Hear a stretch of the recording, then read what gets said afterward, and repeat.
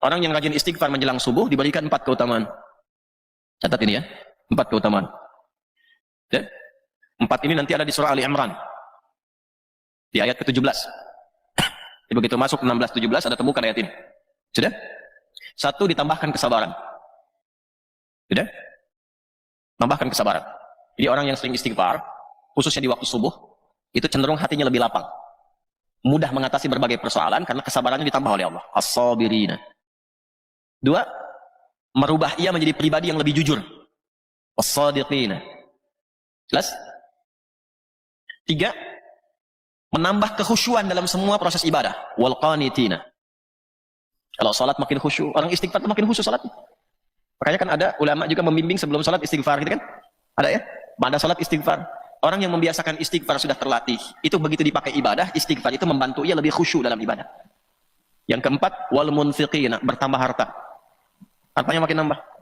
Bisnis lancar, pekerjaan lancar, rezeki melimpah, tapi berkah. Orang yang bangun tahajud, rutin tahajud, dia bangun di sepertiga malam, lalu dia memohon kepada Allah, menengadahkan tangannya begini kepada Allah, nggak akan dia nggak melihat hasil daripada doa-doanya atau doa-doanya, nggak mungkin.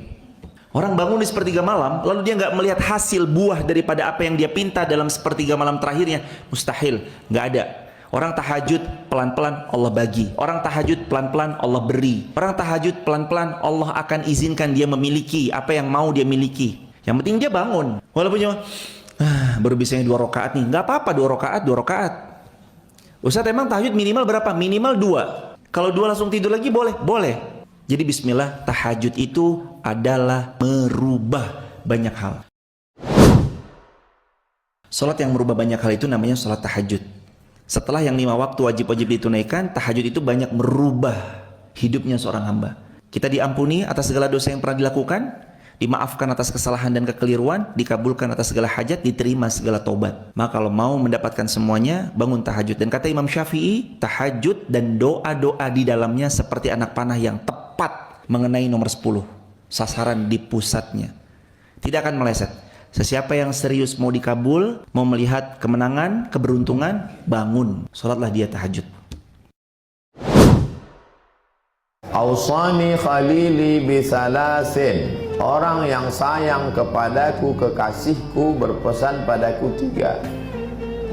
Siyamu salasata ayyamin. Jangan tinggalkan puasa 3 hari. 13, 14, 15. Wa rak'atai duha. Jangan tinggalkan salat duha. Wa an utira qabla an anam.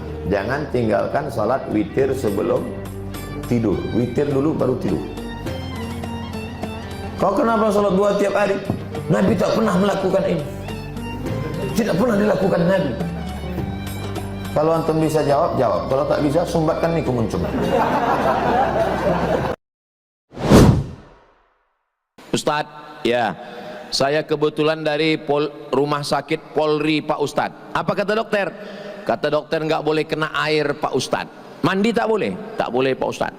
Wudhu? Pokoknya asal kena air mati. Jangan kena air. Kalau kena air mati. Tayamum.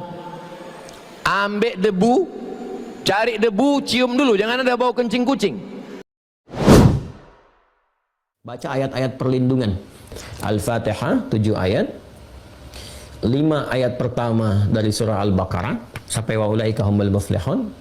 Kemudian ayat 255 ayat kursi.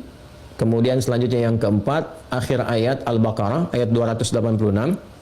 Dan yang kelima bagian terakhir, 3 surah terakhir dalam Al-Quran. Al-Ikhlas, Al-Falaq, An-Nas. Nah, kalau kita konsisten melatih dengan itu, baca, jadikan zikir kita, kalau terjebak pada yang seperti tadi, pengaruh-pengaruh dan sebagainya, nah itu Allah akan mengangkat. Ya, pengaruh-pengaruh jin tadi, pengaruh-pengaruh yang tidak baik, was-was, ketakutan, ada ini, itu diangkat oleh Allah, diganti dengan penanaman tauhid, kekuatan-kekuatan Rabbani namanya, kekuatan Rabbaniyah. Tanamkan pada jiwa kita, sehingga yang tadi itu hilang. Nah, mengangkat sesuatu dari dalam diri kita dan mengganti dengan baiknya, itu yang disebut ruqyah namanya.